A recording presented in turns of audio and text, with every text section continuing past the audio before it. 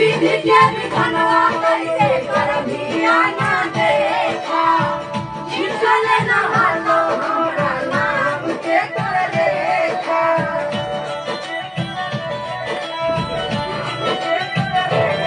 विधि के विधानवा कैसे करबिया ना देखा खिचले ना हालो हमरा नाम के कर रेखा